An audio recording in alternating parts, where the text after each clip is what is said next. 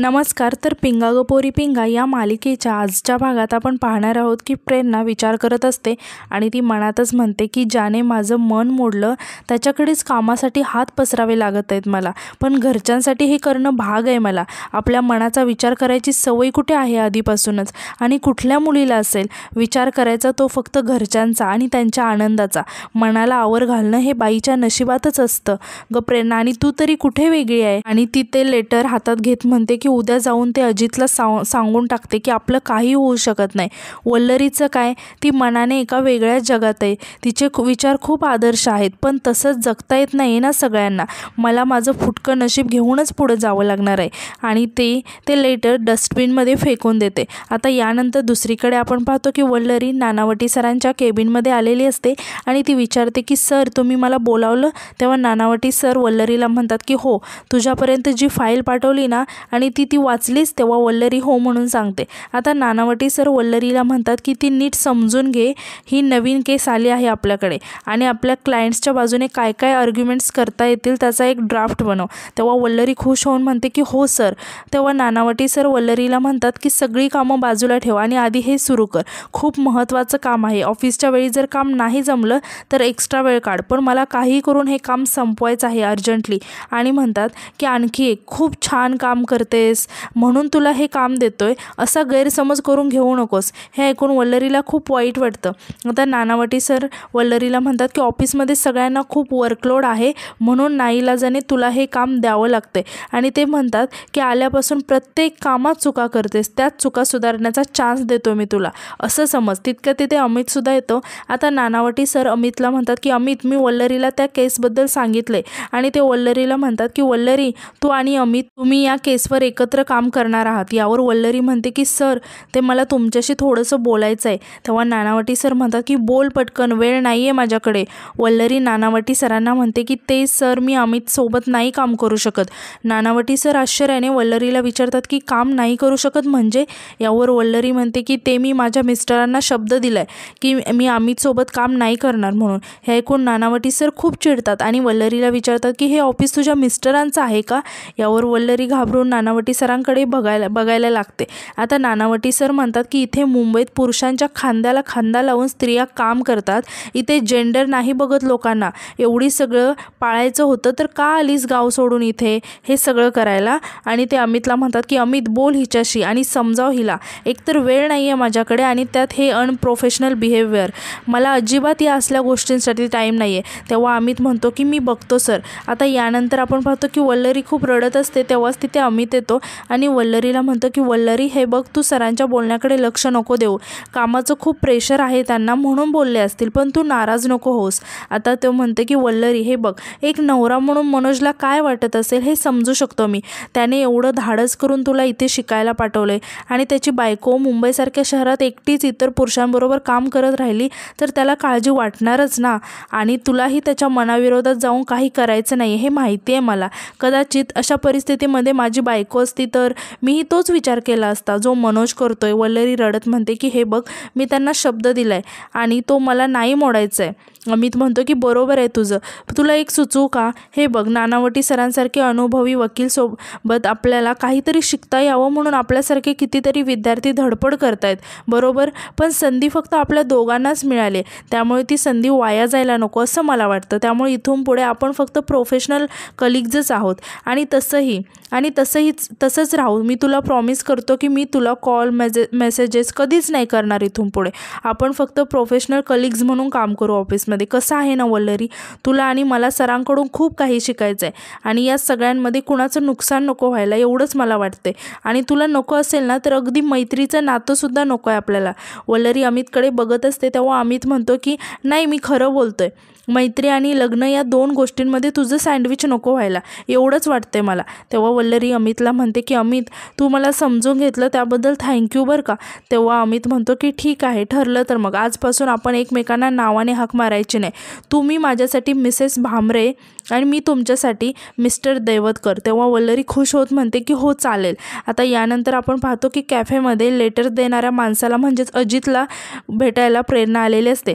आता प्रेरणा इकडे तिकडे बघत असते. तेव्हा तिला तिथे एक सगळ्यांनी सांगितल्याप्रमाणे म्हणजे प्रेरणा मिठू आणि श्वेताने सांगितल्याप्रमाणे केस नसलेला माणूस दिसतो. आता प्रेरणा त्याच्या समोर येते आणि त्याला म्हणते की सॉरी, काल मी तुम्हाला भेटायला नाही आली, पण मला असं वाटलं की भेटून सॉरी म्हणावं तुम्हाला.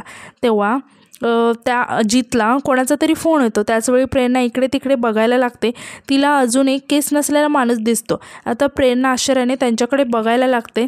तेव्हा अजित प्रेरणाला विचारतो की बोला, काय बोलत होता तुम्ही?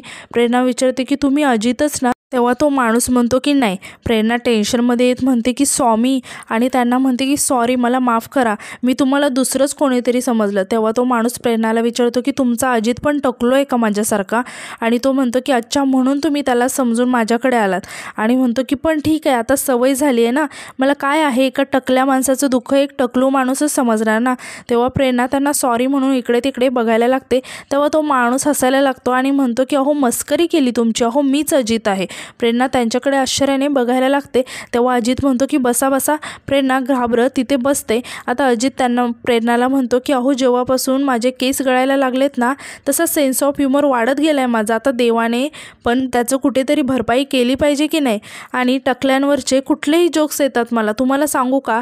आणि म्हणतो की जाऊ दे, ते नंतर ऐकू आपण, आधी तुम्ही काय घेणार ते सांगा. प्रेरणा म्हणते की चहा चालेल.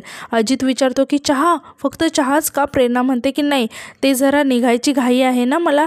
यावर अजित म्हणतो की ठीक आहे, आणि तो वेटरला बोलवतो आणि म्हणतो की 2 चहा. आणि तो प्रेरणाकडे बघत म्हणतो की आणि बिल ना याच मॅडम देणार आहेत. प्रेरणा आश्चर्याने अजितकडे बघायला लागते. तेव्हा अजित म्हणतो की काल तुमच्या नादात एक्स्ट्रा बिल भरावं लागलं ना मला. प्रेरणा अजितला म्हणते की खरंच सॉरी. तेव्हा अजित म्हणतो की सॉरी काय, काल आलं असतं तर आता पैसे भरावे लागले नसते ना तुम्हाला. प्रेरणा खूपच टेन्शनमध्ये येते आणि म्हणते की मी फक्त इतकंच सांगायला. तितक्यात वेटर तिथून जात असतो आणि त्यांना कोणाचा तरी धक्का लागून सगळा ज्यूस अजितच्या कपड्यांवरती पडतो. आता वेटर घाबरत म्हणतो की सॉरी सर. तेव्हा अजित म्हणतो की सॉरी काय सॉरी, सगळा ज्यूस कपड्यांवरती सांडला, सगळे कपडे खराब झाले. आणि तो कपड्यांवरचा ज्यूस बोटाने चाटून बघत म्हणतो की फ्रेश लाईम सोडा आहे. प्रेरणा खूपच आश्चर्याने अजितकडे बघायला लागते. अजित वेटरला म्हणतो की चिकू ज्यूस सांडवलं असताना तर मी सॉलिड चिडलो असतो, आता नाही चिडणार, कारण हा फ्लेवर आवडतो मला. तेव्हा वेटर म्हणतो की सॉरी सर, तुमचे कपडे माझ्यामुळे खराब झाले ना. यावर अजित म्हणतो की कपडे आहेत ते धुतले की स्वच्छ होतील, जातो. आता प्रेरणा घाबरत अजितला म्हणते की मला वाटलं खरंच तुम्ही चिडलाय की काय. तेव्हा अजित म्हणतो की हो, अहो चिडायचं काय त्यात, आता माणूस म्हटलं की चुका तर होणारच ना, आणि जर चुकलं नाही तर तो माणूस कसला, रोबोट, आणि माणसामध्ये काही फरक राहिला असता का. आणि बरं झालं त्याने फ्रेश लाईम सोडाच सांडला, आणि फ्रेश लाईम सोडा म्हणजे माझा जीव की प्राण आहे. तुम्हाला सांगतो, आंघोळ जरी घातली ना त्याने मला तरी चालेल मला. प्रेरणा हसत त्यांच्याकडे बघत असते. तेव्हा अजित म्हणतो की अरे बापरे, मीच बोलतोय कधीपासून, तुम्ही काहीतरी बोला ना. तेव्हा प्रेरणा म्हणते की नाही नाही, विसरले मी खरंच. अजित म्हणतो की नाही, तुमच्याकडे बोलण्याचं काही नसलं ना तरी तुम्हाला बोर होणार नाही ना, याची काळजी घेईन मी. आणि प्रेरणाला विचारतो की मी शायरी वाचू का तुमच्यासाठी. प्रेरणा आश्चर्याने विचारते की हां. तेव्हा अजित म्हणतो की म्हणजे काय, मी शायरी केली तुमच्यासाठी, थांबा वाचून दाखवतो. प्रेरणा खुश होऊन त्यांच्याकडे बघत असते आणि म्हणते की खरंच तुम्ही शायरी करता. तेव्हा अजित म्हणतो की म्हणजे काय, ते मुशारे वगैरे गाजवतो मी एकदम तुफान, ऐका. प्रेरणा खूप खुश होऊन अजितकडे बघायला लागते. तेव्हा अजित म्हणतो की अहो हो काय, काय ऐकताय, काही नाही, हे फक्त टिश्यू पेपर आहे हा. प्रेरणा शॉक होऊन अजितकडे बघतच असते. तेव्हा अजित म्हणतो की अहो मी शायरी करणार, हे ऐकलं तुमचा चेहरा कसा होतो हे बघायचं होतं मला. आणि म्हणतो की हे बघा, मला ना काही करता येत नाही, ना मला कविता लिहिता येते, ना मला नाचता येतं, ना मला गाता येतं. म्हणजे रोमॅन्टिक असं काही येत असतं ना, ते मला त्यातलं काही जमत नाही. हां, पण मला एक गोष्ट जमत्या, चिठ्ठ्या लिहिता येतात मला. फक्त अट एकच की मुलगी सुंदर असावी आणि सुगरण असावी. तेव्हा प्रेरणा थोडीशी लाजते आणि म्हणते की अहो असं कशाला म्हणता, नाही म्हणजे शायरी. तेव्हा अजित म्हणतो की तुम्हाला एक सांगतो की अनेक वर्ष एकमेकांना ओळखणारी माणसं एकमेकांना खुश करण्यासाठी काहीतरी बोलत असतील ना, तर त्याला काही अर्थ नाही. गंमत तर तेव्हा येते जेव्हा 2 अनोळखी माणसं 5 मिनिटात एकमेकांशी मन मोकळ्या गप्पा मारू शकतात ना, तीच खरी मैत्री. तेव्हा प्रेरणा खुश होत त्यांच्याकडे बघत असते. तितक्यात वेटर चहा घेऊन येतो. अजित म्हणतो की अरे वा, चहासुद्धा आला. आणि प्रेरणाला म्हणतो की घ्या, आपल्या दोघांचा हा मैत्रीचा क्षण सेलिब्रेट करूया. प्रेरणा चहा घ्यायला लागते. तेव्हा अजित तिला वेगवेगळ्या गमती जमती सांगून हसवत असतो. आता प्रेरणा सुद्धा खुश होऊन अजितकडे खूप प्रेमाने बघत असते. तर दुसरीकडे आपण पाहतो की तेजा लहान मुलांसोबत क्रिकेट खेळत असते. तितक्यात तिथे मिठू येते आणि तेजाला म्हणते की काय लहान मुलांना सिक्सर मारून मॅन ऑफ द मॅच जिंकायचं आहे का तुला, बघ आता कसली गुगली टाकते आणि ती मुलांना म्हणते की द्या बॉल इकडे. आता तेजा मिठूला म्हणते की ठीक आहे आत्ता टाकच बॉल, बघ कसा सिक्सर मारते ते. मिठू तेजाला बॉल टाकते. आता तेजा जोरात शॉट मारते, तितक्या श्वेता येऊन कॅच पकडते. आता लहान मुलं खुश होऊन श्वेताकडे जाऊन श्वेताताई म्हणून ओरडायला लागतात. तेव्हा श्वेता म्हणते की माझं नेहमीचंच आहे रे, मला जमतं हे सगळं. तेजा म्हणते की चिटिंग आहे ही, एकाच टीममध्ये 2-2 मोठ्या मुली कशा. तेव्हा मिठू म्हणते की मॅन ऑफ द मॅच बनायचं होतं ना तुला, तू आता आऊट झाली तर रडते कशाला गं. आता तिथे प्रेरणा आणि वल्लरीसुद्धा येतात. आता मिठू वल्लरी आणि प्रेरणाकडे बघत म्हणते की अरे वा, ह्या दोघीसुद्धा आल्या. आणि ती त्यांच्याजवळ जात म्हणते की चला आता आपण क्रिकेट खेळूया. आता श्वेतासुद्धा त्यांच्याजवळ येते आणि म्हणते की आमच्या टीमची कॅप्टन मिठू. आणि प्रेरणा म्हणते की आणि आमच्या टीमची तेजा. आता मिठू म्हणते की आणि एक जिच्यामुळे टीम हारणार आहे ना, तिने संपूर्ण वीक दार उघडायचं आहे. यावर वल्लरी म्हणते की म्हणजे मला काही समजलं नाही. श्वेता म्हणते की मला पण. यावर मिठू म्हणते की म्हणजे जिच्यामुळे टीम हरली त्या मुलीने संपूर्ण वीक दरवाजा उघडायचा आहे. दुसरी मुलगी काही काम करत नसली तरीही जिच्यामुळे टीम हरली आहे तिनेच दरवाजा उघडायचा. यावर सगळेजण आश्चर्याने मिठूकडे बघायला लागतात आणि आजचा भाग इथे संपतो. धन्यवाद.